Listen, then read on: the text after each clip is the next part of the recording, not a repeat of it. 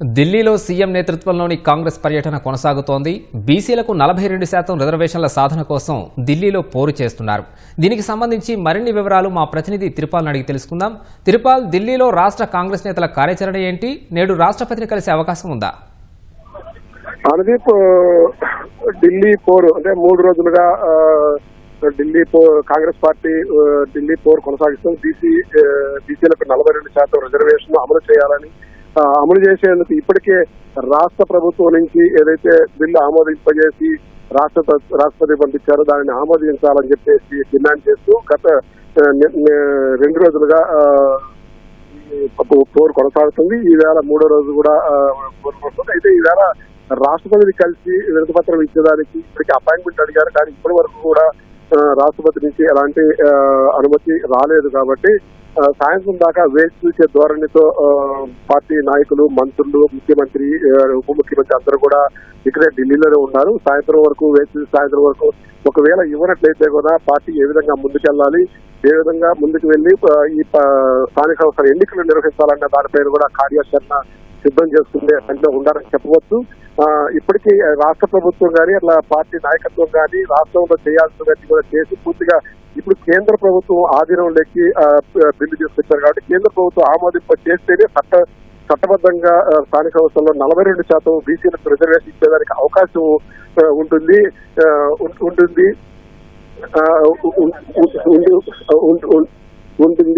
కాబట్టి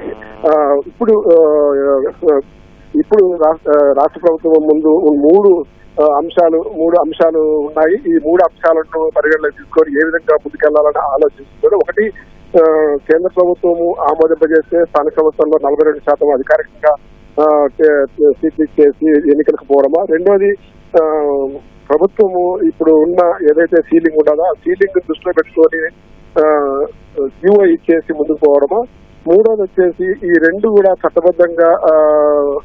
చట్టబద్ధంగా చెల్లుబాటు అవుతాయా లేవో చూసిన తర్వాత, మూడోది స్థానిక సంస్థల ఎన్నికలు యథాప్రకారం హైకోర్టు ఏదైతే ఆదేశాలు ఇచ్చిందో హైకోర్టు ఆదేశాల ప్రకారం సెప్టెంబర్ 30వ తేదీ లోపల నిర్వహించేదానికి ప్రక్రియ సిద్ధం చేసి పార్టీ పరంగా 42% బీసీలకు రిజర్వేషన్ అమలు చేయాలన్న ఒకటి మూడోది ఉన్నది. అయితే ఈ మూడిట్లో మూడోది మాత్రం పార్టీ పరంగా తీసుకునే నిర్ణయం కాబట్టి పార్టీ పరంగా పిఎస్సి సమావేశం ఏర్పాటు చేసి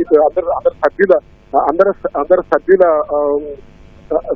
సభ్యుల నిర్ణయం తీసుకొని ముందుకెళ్లాలని ఆలోచిస్తున్నారు. అందరు సభ్యుల నుంచి కూడా అభిప్రాయం తీసుకొని ముందుకు వెళ్లాలని భావిస్తున్నారు. అయితే పిఎస్సి మీటింగ్ లో చర్చించిన తర్వాత పార్టీ పరంగా ఏ విధంగా ముందుకెళ్లాలి, అసెంబ్లీని యూనిట్ గా తీసుకోవాలన్నా మండలాన్ని యూనిట్ గా తీసుకోవాలన్నా అన్నదాన్ని కూడా పిఎస్సిలో నిర్ణయం తీసుకొని ఉన్నారు. పిఎస్సిలో నిర్ణయం తీసుకున్న తర్వాత క్షేత్రస్థాయిలో పార్టీ పరంగా ఎలాంటి నిర్ణయం తీసుకుంది వాళ్ళు మొత్తం అంతా కూడా అవేర్నెస్ కల్పించిన తర్వాతనే ముందుకెళ్లాలని భావిస్తున్నారు. ఇప్పటికైతే రాష్ట్రపతి అపాయింట్మెంట్ కోసం వేచి చూస్తున్నారు.